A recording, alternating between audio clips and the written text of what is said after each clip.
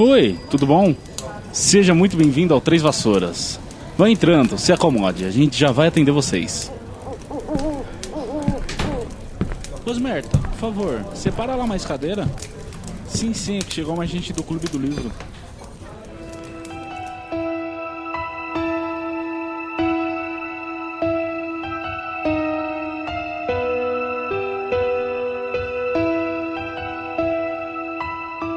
Olá, seja muito bem-vindo, seja muito bem-vinda ao Três Vassouras. Acomode-se e pegue sua cerveja amanteigada, porque iremos falar hoje do primeiro capítulo de todos, aquele que deu início à saga de Harry Potter, intitulado, o famigerado, O Menino que Sobreviveu. Eu sou o Thiago, vulgo James, e hoje aqui comigo para discutir esse belíssimo capítulo está ela, Heloísa Angeli. Oi pessoal, eu sou a Elo. Gostei que você já estabeleceu um bordão aí também, né? Bora discutir esse capítulo então? Bora lá.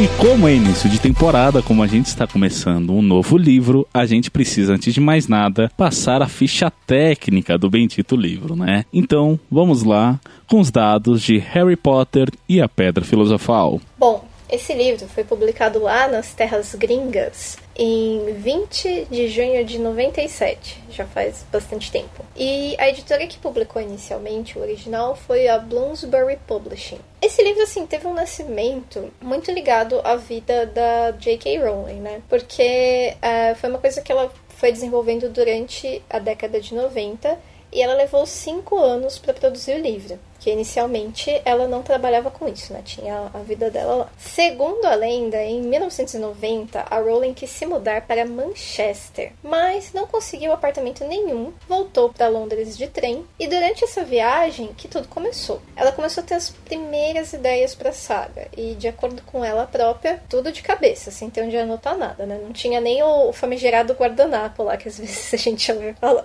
E aí é até engraçado que ela fala que foi melhor pra ela fazer tudo de cabeça sem anotar nada, porque eu acho meio maluco, né? Mas ela fala que ajudou muito no processo criativo dela não ter onde anotar. Até posteriormente vão ter capítulos inteiros que ela vai fazer em guardanapo, né? Mas nessa primeira viagem foi só de cabeça esse esboço real, assim. Olha aí, não tinha nem o guardanapo, e foi desse momento que surgiram Harry, Rony, o Nick quase sem cabeça, o Hagrid, o Pirraça e a saga inteira, né, que já teria 7 livros e ela já planejou esse número desde o começo. O Pirraça mesmo não precisava, né, ter bolado no final das contas. Mas é legal que esse trem ia desembocar lá na King's Cross, que é a estação que está presente em toda a saga também, né? Bom, no fim daquele ano, a mãe da escritora faleceu, ela sofreu de esclerose múltipla, e esse acontecimento a impactou de tal forma que ela resolveu não só trazer para a obra, como estabelecer como sendo um dos principais temas essa coisa da morte. Por isso Harry é órfão, o desejo do Voldemort de ser imortal, e vários personagens também vão morrendo ao longo da saga, algumas mortes até desnecessárias, né? E é engraçado que realmente, uma saga importante, que algumas pessoas morram, né? Até porque é um indício de mostrar que a ameaça está cada vez maior, né? Para contextualizar a história e a maneira como a morte de alguns personagens impactam na trama e tudo mais. No entanto, não obstante, todavia, tem algumas pessoas que não precisavam ter morrido aí no caminho, né? Mas enfim, vou me abster aqui. O interessante é que muita coisa aconteceu ao longo desses 5 anos, né? Do processo de produção da Pedra Filosofal. Ela foi morar em Porto, lá em Portugal, onde ela conheceu o marido dela, ela teve um filho, depois ela se divorciou, voltou para a Inglaterra, teve depressão, enfim, 1000 coisas, até por fim ela conseguiu terminar o livro em 1996. E aquilo que a gente tinha falado no episódio anterior, né? Um livro não se faz sozinho. Então, depois de tanto sofrimento para escrever o primeiro livro, ela teve que ir atrás de agentes literários para conseguir publicar. O primeiro agente não curtiu a ideia, não deu certo, mas o segundo topou o desafio. Só que só depois de 12 editoras recusarem o manuscrito, que a Bloomsbury Publishing topou, depois que a filha de 8 anos do diretor da editora leu o manuscrito, curtiu e quis saber como continuava. É muito engraçado que reza a lenda, né? Que o diretor só topou depois da fala da menina, e a menina tinha dito que gostou da história, queria ver como continuava, e também tem um comentário que ela falou que não tinha visto nada igual aquilo, o que é muito doido, né? Que esperar pra pensar que é uma menina de 8 anos, né? Mas tudo bem. E aí também tem um porém, que a editora tinha percebido que grande parte do público masculino não lia livros escritos por mulheres. Então aí que surgiu o pseudônimo da J.K. Rowling, que a gente tanto fala, J.K. Rowling é o nome que ela adotou para poder vender os livros, né? Já que tinha esse preconceito por parte do público. Aí o J, que em português para nós é J, seria de Joanne, que é o primeiro nome dela. O K, que é o K, viria de Caitlin, que é o nome da avó dela, e o Rowling é o sobrenome de solteira.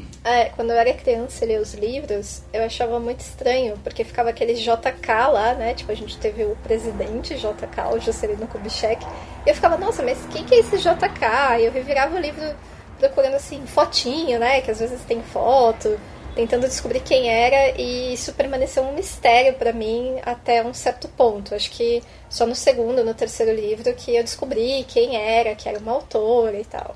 Bom, e aí também, além da questão do próprio nome da autora, a editora também quis dar pitaco no nome da obra. E eles queriam muito que fosse publicado como Harry Potter and the School of Magic. Então, Harry Potter e a Escola de Magia. Mas a Rowling não curtiu essa ideia, se opôs firmemente, e assim que a gente ficou com o Harry Potter and the Philosopher's Stone. E as traduções da maior parte dos países, tipo aqui no Brasil, Itália, a maior parte mantém esse título. Uma coisa que é muito engraçada é que nos Estados Unidos saiu com um nome diferente, que ao invés de Philosopher's Stone, ficou Sorcerer's Stone.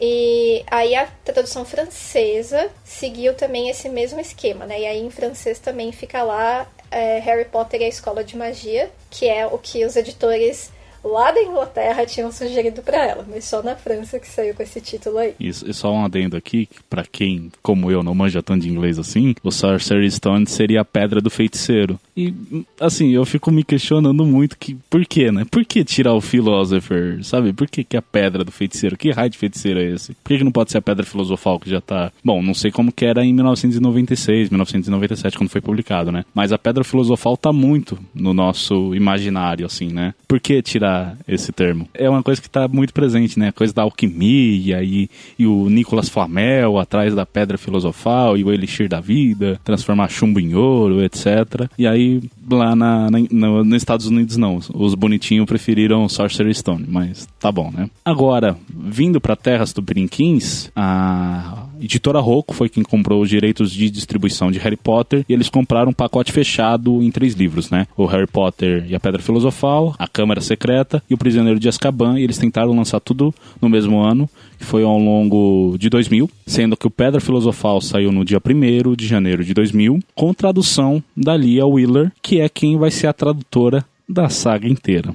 Toda tradução sempre tem, assim, seus apreciadores e aqueles que não curtem tanto. Tem muitas pessoas que questionam um pouco algumas escolhas dessa tradutora. Mas, assim, também lembrando que do mesmo jeito que o autor não faz o livro sozinho, o tradutor não faz a tradução sozinha, porque uma vez que a tradução foi completa, passa pela mão de um monte de gente lá dentro da editora antes daquilo ser publicado. Mas assim, algumas questões que são interessantes da gente notar dessa tradução são várias. A primeira, eu acho que é assim, que no livro original, o Hagrid, ele é uma pessoa assim, simples, não conseguiu terminar a escola, tem lá toda a história dele, e ele tem uma variação linguística particular. Ele fala, assim, entre aspas, errado. E aí, na hora de passar para o português, não tinha muito como fazer isso, porque por 2 questões. Primeiro que às vezes, quando tem essa caracterização dos personagens, é muito complicado achar uma caracterização que seja correspondente em português.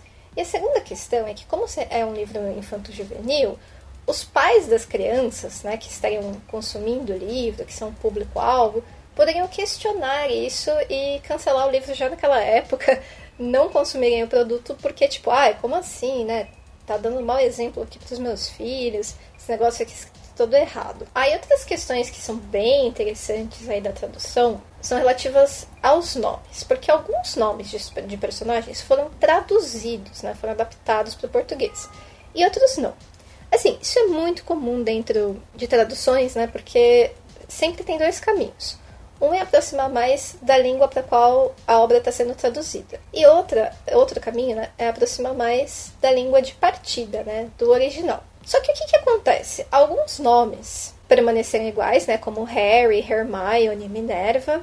E é engraçado que a Hermione é um caso ainda meio que à parte, porque o jeito que ele tá grafado é igual ao original, só muda a questão da pronúncia. E, bom, eu cresci com as dublagens dos filmes, então eu sempre falei Hermione. Claro que tem uns Potterheads aí, mais assíduos, que acham que o certo é Hermione, né? Mas eu sempre falei Hermione e eu acho que é como eu vou ler, né? Ao longo aqui dos episódios sempre vou falar Hermione, mas esses se mantiveram originais, enquanto que outros tiveram meio que uma variação até que ok, assim, sabe? Como é o caso do Alvo Dumbledore, do Rubio Hagrid, Severus Snape, que só o primeiro nome sofreu alteração e foi uma alteração branda, né? O original do Alvo Dumbledore mesmo é Albus Dumbledore. Aí pra gente ficou Alvo. Seria o correspondente, né? O Rubius é Rubio e o Severus é Severo. Tudo certo até aí, né? E aí outro caso é do Rony Weasley, que o nome dele tanto em inglês como em português é Ronald, só que ele é sempre chamado pelo apelido. Então o apelido no original é Ron e pra gente ficou Rony. Ok, né? Aproximou, ficou legal, show de bola. É isso aí, é muito engraçado, porque pelo menos quando eu era criança e tava lendo esses livros, o nome da Hermione era difícil pra mim, porque eu nunca tinha ouvido, então eu ficava um pouco em dúvida, assim, Não, assim, é um nome que totalmente dá pra ler em português, Hermione, né? Mas como era um nome muito diferentão, eu não sabia muito bem o que pensar. Agora, o nome do Dumbledore, eu acho uma sacanagem terem deixado, porque eu lá criança ver essa palavra super esquisita, eu ficava Dumbledore, blá blá blá, era muito estranho. Mas é engraçado que o Dumbledore, eu por acaso já sabia pronunciar, porque eu vi na dublagem do filme, então isso eu tinha noção. Mas assim que eu bati o olho no livro, eu até me assustei inicialmente, falei, nossa, que palavrão é esse, né? Que não tem nenhum significado pra mim. E aí eu perguntei pra minha mãe, e ela me explicou, sabe, o fulano de tal lá do filme? Então é ele. Deu, tá, essa palavra bizarra é o Dumbledore, legal. Ah, então você viu os filmes antes de ler o livro? Foi. E a sua mãe viu com você e ela reconheceu o nome? Sim, foi. Eu comecei a ler com 8 anos, né? Eu comecei a ler em 2004. E aí já tinha saído 2 filmes, e aí eu vi os 2 primeiros filmes, e aí então eu comecei a ler a saga. Mas é engraçado porque, que nem o Dumbledore ficou pro português, né? E é um nome estranho, bizarro, que nem eu te falei, eu mesmo não consegui associar a pessoa. E é um nome do inglês, né? Só que ao mesmo tempo, outros nomes, eles foram romanizados, foram latinizados e até abrasileirados, né? Que nem a gente tem os irmãos do Rony, o Carlinhos e o Gui. No original, Carlinhos é Charles. E aí, não só ficou em português, não só ficou Carlos, como é Carlinhos. Isso é muito brasileiro, assim, sabe? E o caso do Gui é igual, porque no original é William, né? E aí o apelido dele é Will. E claro, tem seus correspondentes, mas é muito bizarro, porque tem essa deslocação, né? Ao mesmo tempo que você tem um personagem que se chama Dumbledore, que é muito inglês, você tem um personagem que se chama Carlinhos, e esse personagem é da Inglaterra, sabe? É um pouco, no mínimo, bizarro. Com certeza, é meio corta-clima você vê um Carlinhos ali no meio. É estranho porque, assim, Charles, por mais que seja um nome que não é tão comum para as pessoas no Brasil, até dá pra ler na forma brasileira da Charles. O próprio pai do Harry, né, que o nome dele é o contrário do seu, né, cara? O nome dele é o James vulgo Thiago aqui no Brasil. Porque, assim, a gente também tem um certo contato com o nome James, não é nada super estranho que nem Dumbledore, e totalmente dá pra ler James. Tanto que esse é a origem do meu apelido, né? Eu descobri que o Thiago no original era James, eu falei, então quer dizer que em inglês Thiago é James? E aí que surgiu o vulgo James. E outros que são muito bizarros, tipo o Jorge, ele é grafado latinizado, né? Pra gente Jorge, pros falantes de língua espanhola, Jorge. E por que não poderia ser que nem no inglês, né? George, também dá pra se ler. Ou o caso, já um pouco saindo aqui, do primo do Harry, o Duda. Duda é um apelido muito brasileiro, sabe? E o nome do cara é Dudley, sabe? Você sabe se no original ele tem algum apelido também, o Dudley? Nossa, acho que é Dudley mesmo, viu? Acho que mais pra frente tem os apelidos malas que a mãe dele, né, fica chamando. E quando eles estão mais adolescentes ali, que tem uma coisa de que ele acha que ele tem uma gangue, ele tem lá os amigos dele, aí acho que chamam ele de Big D, mas... Nossa, meu Deus. Mas tem que conferir, viu? Porque eu não cheguei nesse livro ainda, faz muito tempo. Eu sei que ele tem um apelido mala, assim, de adolescente que quer ser marrento. E aí tem outros nomes que nem eu te falei, foram latinizados, né? Peter, que virou Pedro, tem vários Pedros aí pelo livro. No primeiro a gente tem o Pedro Polkis, que é o melhor amigo do Duda, né? E aí no original é Peter, virou Pedro, mas pra frente a gente vai ter o Pedro Pettigrew, pelo menos manteve a literação aí, pelo menos isso ela salvou. Outros casos como Eduardo, tem... o Eduardo, o Walter imagina que é o nome do Harry. A gente já vai falar disso mais pra frente no episódio. Mas, não poderia ser Edward, sabe? E o que mais me causou estranheza, assim, lendo, foi quando eu vi Terêncio. Meu, quem no Brasil se chama Terêncio, sabe? Que pessoa no mundo se chama Terêncio? E aí no original faz muito sentido, né? O nome inglês comum, que é Terence. É ok pra língua inglesa, mas você trazer pro português é um nome assim das antigas, sabe? E corresponde a personagens jovens, né? A gente vai ter o Terêncio Butti, que vai ser, eu acho que um aluno da Lufa-Lufa, e o Terêncio Higgs, que é o apanhador da Sonserina. Isso tudo no primeiro livro, né? E, enfim, me causou estranheza e poderia ter mantido o Terence também, né? Caramba, vamos ver se a gente tem um ouvinte Terêncio aí. Caso o Terêncio esteja nos ouvindo, por favor, não deixe de escrever. Sim, e não se ofenda com o que eu disse, que você tem nome de velho, cara, mas... Porque são fatos, né? Sim, sim. Eu nunca conheci um Terêncio. Outro nome que também teve uma mudança foi o nome do tio do Harry, que no original é Vernon, e aqui em português eles deixaram Walter. Bom, Vernon é um nome bem diferente também, né? E Walter é um nome mais comum em português, mas considerando que dá pra ler, não é uma pronúncia super difícil, poderia ter deixado também. E fora os nomes, tem termos do mundo mágico que foram mudados, né? O trouxa, no original, na verdade é Muggle. E Muggle acho que até tem um sentido, né? Até teve uma referência, acho que é outra obra, não sei. Mas o Muggle, ele tem algum significado no inglês, você sabe? Cara, eu vou procurar agora, porque... Enquanto você vai pesquisando aí, eu só vou comentar que pra mim, trouxa, me dá uma má impressão. Porque pra gente é uma ofensa, né? Você tá chamando alguém de idiota, de paspalho, seu trouxa. E nem sempre os bruxos estão querendo ofender as pessoas não mágicas. Mas sempre me dava essa má conotação, sabe? É como se a pessoa quisesse sempre estar ofendendo. E eu queria saber se tem esse mesmo sentido em inglês. Se muggle também é, de certa forma, uma ofensa, né? Olha, até que tem um pouco sim, viu? Segundo aqui o Cambridge Dictionary, o muggle é uma pessoa, assim, meio sem talento, sabe? Então, por exemplo, assim, o exemplo que eles dão aqui no dicionário é o seguinte: quando a gente tá falando de tricotar, nossa, eu sou totalmente muggle. Então, assim, pra mim, parece que seria como a gente usa o termo noob, que também é um estrangeirismo, né? Mas é uma pessoa que não manja muito daquele assunto.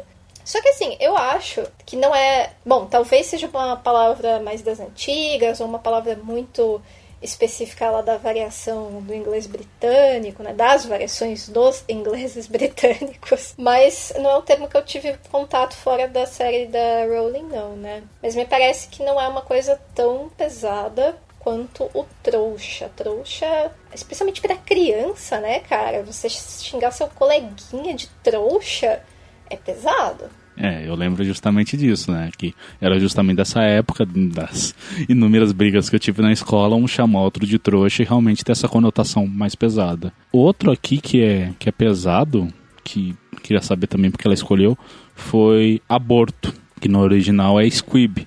E aborto seria meio que o contrário do trouxa, é uma pessoa que nasceu no mundo mágico, mas não tem poderes. Então ela é um ser mágico, só que sem magia, né? É um bruxo sem nenhum poder. E aí, aborto é uma palavra também muito pesada, né? Você para analisar. Nossa, James, é uma palavra pesada pra caramba pra um livro infantil. Eu lembro que quando eu li isso, eu fiquei um pouco confusa, assim, se essas pessoas nasciam por conta de uma tentativa de aborto, por conta de um problema na gravidez, alguma coisa assim. E não tem nada a ver, são simplesmente pessoas que são filhos de bruxos, mas não manifestam poderes mágicos, né? E squib em inglês, né, que é o termo original, pelo que eu pesquisei, significa simplesmente rojão. Então, uma coisa assim que não tem nada a ver com aborto. Bom, mas se aborto foi um termo um tanto infeliz, uma adaptação que ficou muito legal para o português foi do Nome das Casas, né? Que com certeza seria muito esquisito o nome original em português. Acho que todas as traduções que eu cheguei a dar uma olhadinha, assim, para outras línguas que eu tenho um mínimo de conhecimento, adaptam o Nome das Casas. E são adaptações bastante similares ao original, que elas mantêm aliterações, né, que são repetições de sons e tal. Então tem a Gryffindor, que em português ficou Grifinória. Ficou bem próximo, né? Bem próximo. Slytherin, que ficou Sonserina. Porque o Slifer, eu vi, ele lembra como rastejar, né, da cobra mesmo, né, seria o movimento. E aí a gente tem no som da palavra Sonserina, esse S que se repete é muito como se fosse o sibilar da cobra, né, então foi um equivalente muito legal aí que ela conseguiu acertar. Aí tem a minha casa favorita, que é a casa a qual eu pertenço, que é a Hufflepuff, uma palavra que quando eu falo, às vezes as pessoas falam Deus te abençoe, que parece que tá tossindo. E em português ficou a nossa querida Lufa-Lufa. E por fim, temos a Ravenclaw, que significa literalmente garra de corvo, né? Ravenclaw. E em português ficou Corvinal, associando aí ao corvo, né? Só sucessos. Sim, sim. Não, todos os nomes são sonoros, eles passam a ideia da casa. Eu acho que aí ela foi brilhante, assim, sem sacanagem, nesse aspecto. O Nome das Casas é muito bom, e remete também ao original, assim, enfim, nessa parte ela foi brilhante, foi sensacional, só sucesso.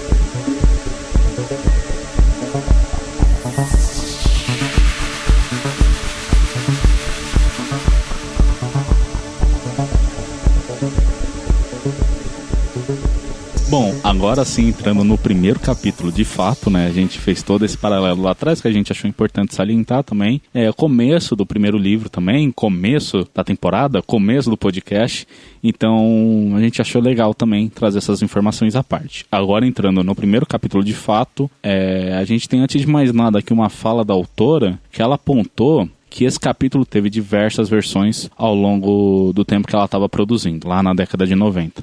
Ela fala que teve versões que tinham os Granger, e aí outros que ela tirou, tinha outros personagens que nunca entraram pra saga, enfim, etc. Retocou, assim, foi um absurdo, sabe? Um tanto de vezes que ela mexeu nesse texto. E ela fala que ainda assim, a versão que ficou, que a gente tem hoje, que a gente vai analisar hoje, ela também não ficou muito satisfeita no final das contas, porque ela diz que muitas pessoas têm dificuldade de passar desse primeiro capítulo. E aí um dos motivos que ela aponta isso, que ela aponta para essa dificuldade do pessoal, é que ao mesmo tempo que ela teve que passar muitas informações, ela também teve que ocultar várias outras. Mas, Elô, do que se trata esse primeiro capítulo aí? Pois é, esse capítulo é uma introdução para a série toda, né? Ele começa com o narrador seguindo o Sr. Dursley e mostrando alguns acontecimentos anormais da perspectiva dele. O Dursley é caracterizado como um típico adulto chato, odeia imaginação, tem um trabalho de escritório super entediante numa empresa de engrenagens, perfurações, um negócio assim, bem sem graça mesmo. É uma vida completamente normal e até legal que o capítulo começa com a seguinte descrição, né? Abre assim o livro. O senhor e a senhora Dursley, da Rua dos Alfeneiros, número 4, se orgulhavam de dizer que eram perfeitamente normais. Muito bem, obrigado. Eram as últimas pessoas no mundo que se esperaria que se metessem em alguma coisa estranha e misteriosa, porque simplesmente não compactuavam com esse tipo de bobagem. Então assim, sabe, só com esse parágrafo ela já definiu muito bem quem são os Dursleys, né? Exatamente. E aí nessa primeira parte, o capítulo foca em descrever um dia na vida do Walter Dursley. E acontecem essas coisas esquisitas, né? Ele acha que viu um gato lendo um mapa, corujas voando ao meio-dia, que ele na verdade não vê, né? Elas passam na janela atrás dele. Estrelas cadentes, pessoas aparecendo com roupas estranhas que a gente vai descobrir depois que são as capas dos bruxos. E em um certo momento, quando ele vai lá almoçar, ele ouve pessoas falando dos Potter e do filho dos Potter, Harry. E aí ele recorda que ele tem uma cunhada, né, que é casada com um tal de Potter.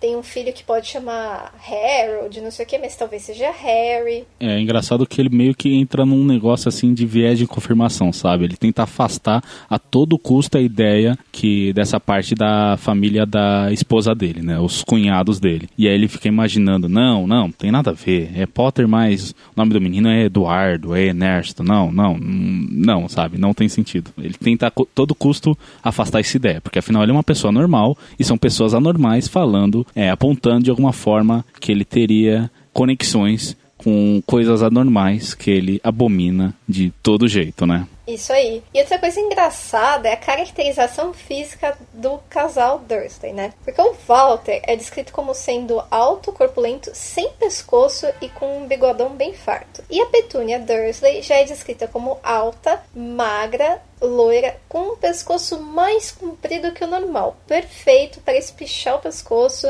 e verificar ali tudo que os vizinhos estão fazendo.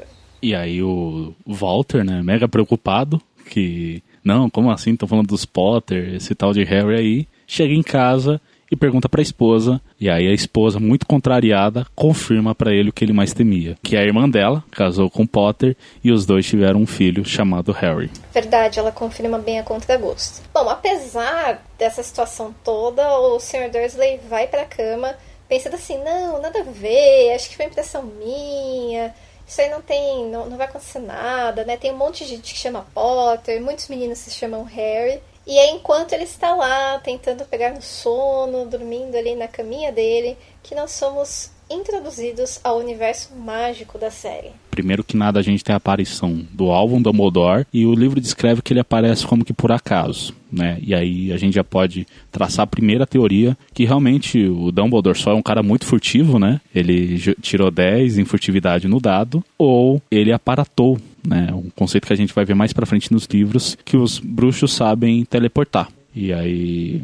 É interessante a fala da J.K. Rowling lá atrás, que ela fala que teve muitas coisas que ela quis pôr no livro e outras que ela quis ocultar. E aí vão ter várias incongruências ao longo da obra. Só que essa primeira aqui, eu até jogo pra você a pergunta, Elô. Realmente ela já tinha noções da questão de aparatar, desaparatar, ou ela só usou como um elemento que ela imaginaria para um ser mágico como alvo, né? Que ele aparece e desaparece, seria um ser furtivo. Eu acho que ela acabou pensando nessa solução da aparatação posteriormente. Mas acho que já é um indício de que ela pensava que eles teriam algum tipo de sistema mágico de teleporte. Isso me parece que confirma, sim. Mas a aparatação e todos aqueles detalhes acerca de como funciona, o que pode, o que não pode, quem pode aparatar, quem ainda não pode, acho que isso foi mais posteriormente que ela decidiu, né? Não acho que estava criado desde o começo, não. Bom, a gente tem então a aparição aí do Dumbledore, por meios mágicos, ou não. E aí ele é descrito da seguinte forma. Era alto, magro e muito velho, a julgar pelo prateado dos seus cabelos e de sua barba, suficientemente longos para prender no cinto. Usava vestes longas, uma capa púrpura que arrastava pelo chão e botas com salto altos e fivelas. Seus olhos azuis eram claros, luminosos e cintilantes por trás de óculos em meia-lua e o nariz muito comprido e torto, como se tivesse quebrado pelo menos 2 vezes. Essa é quase que um estereótipo, assim, de um bruxo, né? Eu não sei você, mas me lembrou, assim, na hora, as figuras do Merlin, do próprio Gandalf, né? E, se não me engano, a J.K. Rowling falou que até o Gandalf foi usado como inspiração para a criação do Dumbledore.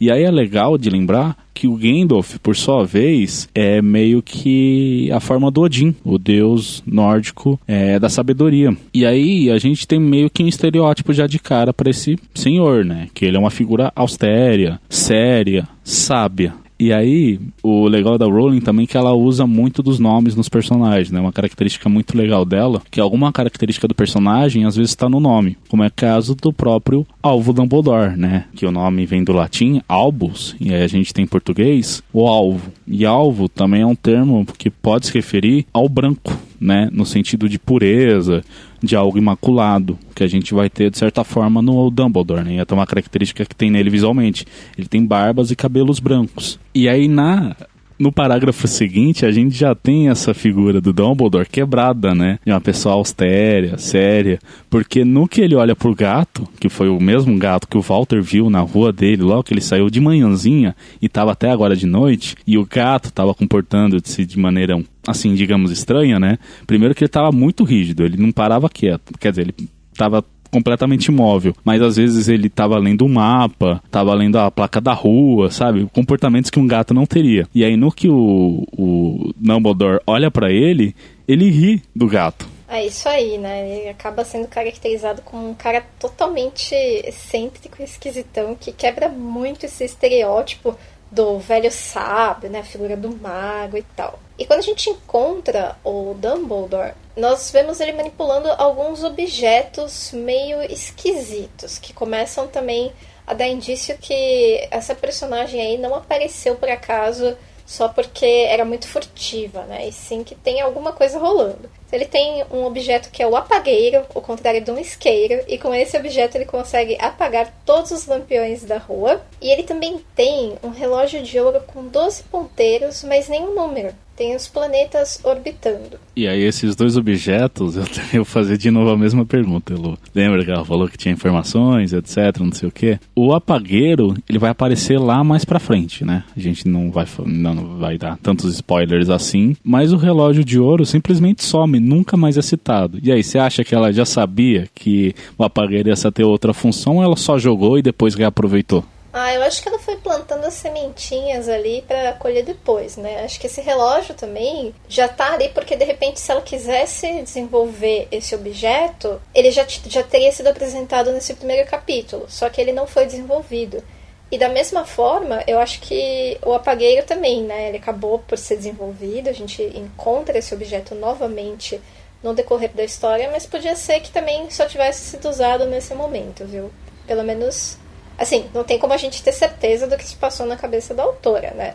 Mas a impressão que me dá é essa. Sim, ao longo da narrativa a gente vê alguns indícios, né? Eu já vou adiantar aqui que esse primeiro livro, assim como o nosso podcast, parece meio que uma coisa experimental. Talvez por ser um livro infantil ela não quisesse trazer tantas informações, só não estava muito estabelecido, mas a maneira como a mágica é tratada nesse primeiro livro, ela se diverge muito do que vai ser apresentado nos próximos livros, né? E aí, eu acho muito que esse relógio de ouro mesmo, ela só colocou alguns elementos que ela entendeu como místicos, esotéricos, né? O relógio de ouro que tem planetas orbitando, né? E aí a gente pode arremeter junto com a astrologia também, e o apagueiro também, né? Assim, é só um objeto mágico, mas como que funciona a magia dele, etc. Eu sei que o gato, na verdade, também não tá ali por acaso, ele se transforma na professora Minerva McGonagall. Nesse primeiro capítulo ainda não é citado, mas a gente já sabe que tanto a Minerva quanto o Dumbledore são dois funcionários da Escola de Magia e Bruxaria de Hogwarts, sendo que o Dumbledore é o diretor da escola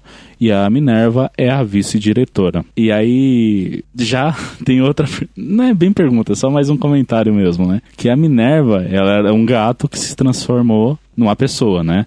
E aí mais pra frente a gente vai ver que esse conceito se chama de animagos. Tem alguns magos que são capazes de se transformar em animais. E aí, você acha que ela já também tinha pensado nos animagos? Ou só foi um elemento mágico que ela colocou? Porque é muito associado os bruxos aos gatos, as corujas, os ratos, né? Enfim, qual que é o seu palpite sobre isso? Nossa, se eu pudesse fazer essa aposta, eu apostaria na segunda opção, que ela já jogou ali com essa coisa de que o gato é um bicho relacionado aos bruxas, ao mundo mágico e tal. E eu tenho a impressão que talvez ela tivesse deixado esse poder como um poder potencial para todos os bruxos, sabe? E não para bruxos em particular que têm essa habilidade, conseguem, né, se transformar nos animais, que são os animagos. Eu acho que talvez fosse para todos os bruxos terem esse poder, né, de início, e depois eu acho que ela acabou deixando para lá. O engraçado é que justo essa bruxa que se transforma num gato, né, a Minerva McGonagall, ela tem esse nome super especial, que a Minerva é a deusa da sabedoria no panteão romano, né? Sim, sim. E ela é descrita da seguinte forma quando nós a encontramos. Viu-se sorrindo uma mulher de aspecto severo, que usava óculos de lentes quadradas exatamente do formato das marcas que o gato tinha em volta de seus olhos. Ela também usava uma capa esmeralda, trazia os cabelos negros presos num coque apertado e parecia decididamente irritada. Então aqui a gente vê que ela sim é uma figura austera, séria, rígida, e a gente vai até ver todas essas características sendo desenvolvidas no decorrer da história, né? E aí ela está pistoladíssima, porque o mundo bruxo está comemorando a morte do Voldemort, chamando a atenção dos trouxas, como é o caso do Sr. Dursley. E o Dumbledore tá ali todo tranquilão, chupando suas balinhas de menta, oferecendo esses doces num momento super inapropriado, né? Diz que passou por 10 festas antes de chegar até ali e tá super tranquilo, né? Dizendo que faz muito tempo que eles não têm motivos pra comemorar, então tem mais aqui deixar o pessoal se divertir um pouquinho. Tanto que aí a gente já introduzindo também a figura do Voldemort, né? Quer dizer, a gente vê outras pessoas falando dele, que vai ser o vilão da saga, a gente já sabe disso. E aí a gente vê que esse tal de Voldemort aí, né? O vulgo Valdemar, ele tá ganhando forças já tem 11 anos. A gente ainda não foi localizado no tempo, né? A gente não sabe quando que se passa a história, mas eu vou adiantar aí pra vocês, né? Que a gente só vê, acho que a partir do segundo livro que a gente sabe que a história também se passa na década de 90. Mas então, olha só, esse dia em específico desse primeiro capítulo é justamente o Dia das Bruxas. É dia 31/10 de 1981. Então quer dizer que o Voldemort já tá dando seus pulos desde a década de 70. E o Harry, que é o nosso protagonista, ele tem pouco mais de 15 meses de vida, né? O Harry, assim como a própria J.K. Rowling, faz aniversário no dia 31 de julho. E ele nasceu em 1980. Pois é, e justamente nesse dia aí, o Dia das Bruxas de 1981, é que foi derrotado o Lorde das Trevas. E por algum motivo, o Voldemort foi até Godric's Hollow, que a gente sabe, né, que é a morada dos Potter, para matá-los. Ele assassinou o Tiago, a Lilian, só que quando ele foi matar o bebê Harry, algo o deteve e removeu seus poderes. Assim, o Harry acabou se safando aí dessa situação difícil com apenas uma cicatriz bastante visível em sua testa. E aí, como o Harry agora estava órfão, o Dumbledore, por algum motivo, né, qualquer relação, né, o que o Dumbledore tem a ver com os Potter, né, a gente vai saber mais pra frente, mas enfim, o Dumbledore decidiu que a melhor opção pro Harry era deixar ele com os tios trouxas, e a Minerva, sabendo de todo esse rolê, ficou justamente observando a família que o menino ia ficar, além de também, né, esperar a chegada do Dumbledore pra confirmar todos os boatos que ela tinha ouvido, né. E aí ela fica até bastante abalada quando o Dumbledore confirma que realmente os Potter morreram, que realmente o Voldemort foi derrotado por um menino com 1 ano de vida. E aí a gente vê que ela fica muito abalada com essa notícia, né? E então dá a impressão que todas essas pessoas, de alguma forma, têm as vidas interligadas, né? E não só tão interligadas, como tão próximas, né? Pô, a Minerva se abala bastante com a morte dos Potter, né? E o Dumbledore até, à sua própria maneira, tenta consolar ela. E aí, no meio dessa comoção, né, dela tá abalada, é perguntado como que o Harry vai vir até ali, né? E aí o Dumbledore fala, não, relaxa, eu pedi um frete de Godric's Hollow até o Surrey, que é onde os Dursleys moram, e o Hagrid é um motorista Uber. E aí a Minerva até fica assim, nossa, mas você pediu pro Hagrid fazer esse trabalho? Ele não é meio desastrado? E aí o Dumbledore fala que não tem melhor pessoa pra tarefa, e a gente já vê que o Dumbledore, ele meio que acredita em pessoas que outras pessoas não acreditariam, né? Ele realmente vê através das aparências e etc. Aí então, a gente tem finalmente a aparição do Hagrid com a sua moto Uber, e aí ele tá trazendo a tiracolo Harry Potter, e ele tá vindo numa moto gigante, que só não é mais gigante que o próprio Hagrid. Pois é, James. Só que assim, pro leitor, parece que o Dumbledore tá ficando um cara cada vez mais esquisitão. Porque veja como que o Hagrid é descrito nos livros.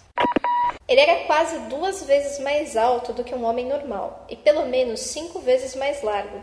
Parecia simplesmente grande demais para existir, e tão selvagem, emaranhado de barba e cabelos negros longos e grossos, escondiam a maior parte do seu rosto. As mãos tinham o tamanho de uma lata de lixo, e os pés calçados com botas de couro pareciam filhotes de golfinhos. Em seus braços imensos e musculosos, ele segurava um embrulho de cobertores. E aí a gente vê que esse embrulho de cobertores é o bebê Harry, né? Agora, tem uma questão muito curiosa aí sobre esse bico de Uber que o Hagrid faz pro Dumbledore. Ele chega em Godric's Hollow, não, ele chega lá no Surrey, né, na casa, na Rua dos Alfeneiros, número 4, com uma moto voadora. E aí, assim, é outro objeto que confirma pro leitor que nós estamos num ambiente mágico, né? Agora, essa moto é mencionada que é do Sirius Black. E agora eu te faço uma pergunta, James. Você acha que ela jogou esse nome aí do Sirius Black já pensando em desenvolver o personagem como foi desenvolvido posteriormente na trama? Ou tava ali e, sei lá, não tinha muito uma backstory ainda pra ele? Olha, eu acho que ela já tinha um esboço da ideia, né?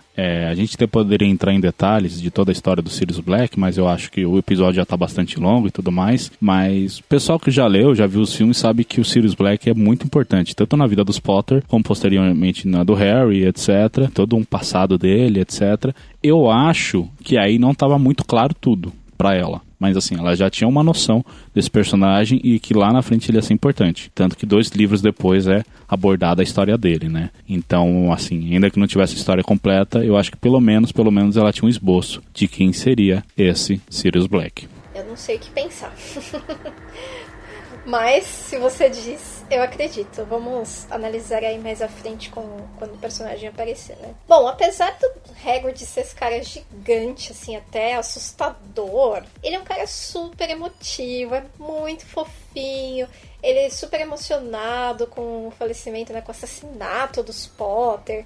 Ele, assim, querendo se despedir ali do bebê Harry, super preocupado com o destino dele, né? E o que acontece é que o Dumbledore, né, vê o Hagrid como esse cara super confiável, a quem ele confiaria a própria vida. Mas a McGonagall não acha tão confiável assim e nós, leitores, acabamos indo, assim, né, mais pro lado dela, porque realmente é um cara que parece desastrado, parece que ele vai amassar o bebezinho ali com essas mãozonas. Uma outra questão que mostra a prudência da professora McGonagall é que ela contesta a decisão de simplesmente, né, largar o Harry ali com uma carta explicativa aos cuidados ali dos Dursleys que não estão nem esperando nem nada, né? O Dumbledore explica pra ela que eles são a família do Harry, apesar de eles serem trouxas. E que, além disso, é melhor que ele cresça no mundo trouxa, né, no mundo não mágico, para ser protegido dessa fama descabida aí de que ele matou Voldemort, que o Voldemort sumiu ao confrontá-lo, né? Só que assim, eu acho muito esquisito, porque os Dursley, a gente vê que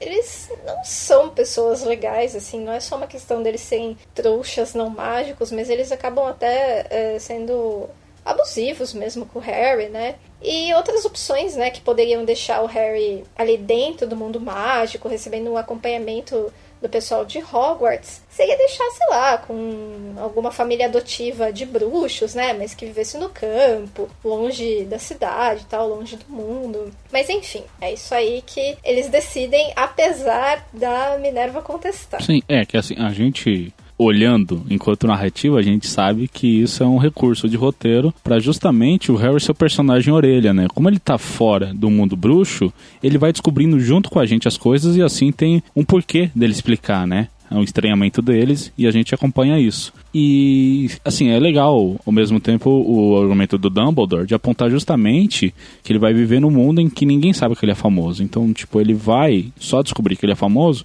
quando ele tiver realmente noção do que é ser famoso. E, ao mesmo tempo, transforma ele numa pessoa mais humilde, né? Porque imagina você a vida inteira falarem que você foi o herói, etc. Todo mundo te enaltecendo. Isso deve mexer muito com a cabeça da pessoa, sabe? Só que, pô, não tinha nenhum outro lar assim, sabe? Realmente tem que ser com os Dursley, que são esses seres humanos desprezíveis. É claro que aí também entra outra coisa em questão, que é justamente o recurso humorístico, né?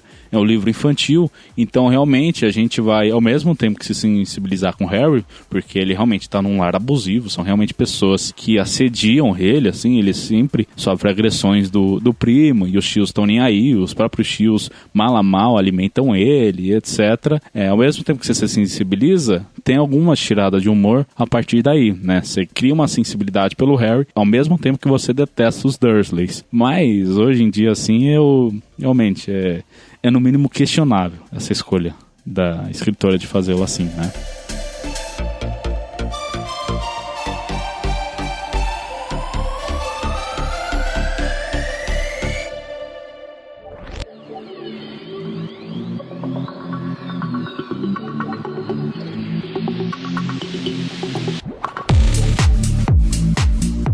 Bom, hoje em dia a série Harry Potter, seja o livro, seja o filme, é tão famosa que é muito difícil um leitor chegar totalmente desavisado, né, no romance e ler esse capítulo sem saber que vai ter elementos mágicos na história. Mas na prática, essa introdução da perspectiva do Sr. Dursley causaria estranhamento e desconfiança em quem nunca teve contato com o universo de Harry Potter, né? Eu mesma, quando criança, não tinha os filmes ainda, né, quando eu li esse livro, então eu fiquei, assim, super curiosa do que ia acontecer, apesar de que a capa oferece ali uma ideia de que vai ter alguma coisa mágica, né? Além do próprio título, que tem essa referência à alquimia, a capa mostra ali um lugar meio esquisito, mostra o Harry, tem vassoura, acho que tem caldeirão também. Não tem caldeirão, é que na livraria que a gente comprou, os livros estavam organizados num caldeirão com vassouras. Então até, assim, essa cenografia aí da livraria já dava a dica que ia ter alguma coisa a ver com magia, com bruxas, né? Mas algumas coisas que um leitor que, como eu naquela época, poderia se fazer, são assim, o que será que esse gato esquisito? Que história é essa de coruja passando pelos céus enquanto o Dursley está de costas, né, no meio do dia? O que são essas roupas estranhas? E essas coisas vão todas sendo trabalhadas ao longo da narrativa, né? E até legal essa mudança de foco, né? Porque quem vem dos filmes está acostumado com foco sempre no Harry. E aí o primeiro capítulo, que são raríssimas exceções no livro de modo geral, né? São poucos capítulos que saem da perspectiva do Harry. A gente tem aqui a perspectiva justamente do Dursley, como ele encara o mundo, né? Como que o Walter encara as coisas e não poderia ser mais enfadonho. E isso é muito legal.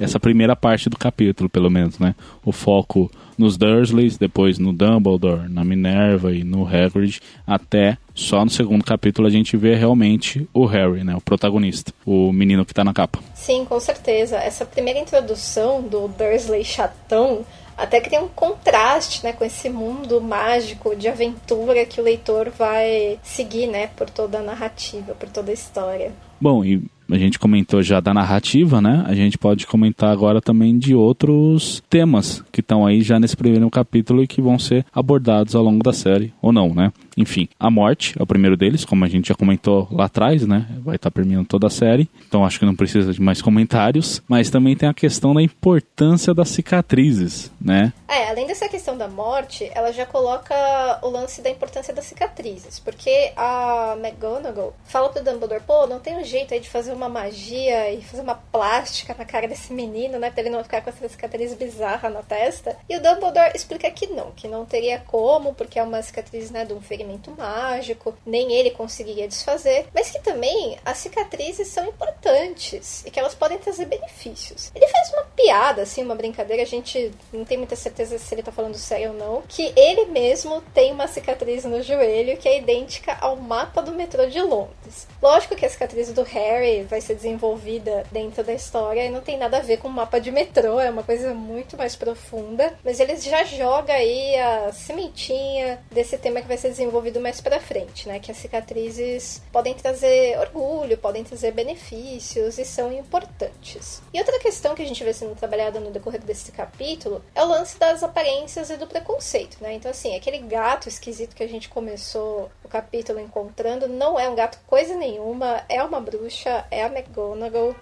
Os Dursleys são caracterizados como pessoas negativas, chatas, desprezíveis, e eles não gostam de gente esquisita. Especialmente gente esquisita como os Potter. E tem o próprio Hagrid, né, que a gente já falou, que ele tem essa aparência, assim, toda brutamontes, mas ele é todo fofinho por dentro, todo emocionado.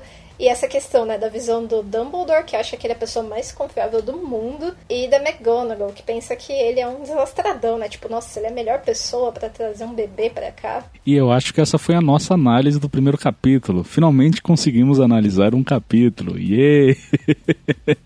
Uhul! Depois de mais de uma hora de bruto, depois de trazer ficha técnica, depois de meter o pau na tradução, conseguimos. E eu acho que é isso, né? Eu acho que a gente já pode encerrar por aqui. O ouvinte já deve estar mais do que satisfeito com a nossa primeira análise. E, bem, a gente volta daqui a 2 semanas para analisar o segundo capítulo. É isso aí, meu. Logo a gente se encontra de novo. Muito obrigado para você que ouviu até aqui. E tchau. Até mais. Tchau, tchau, pessoal.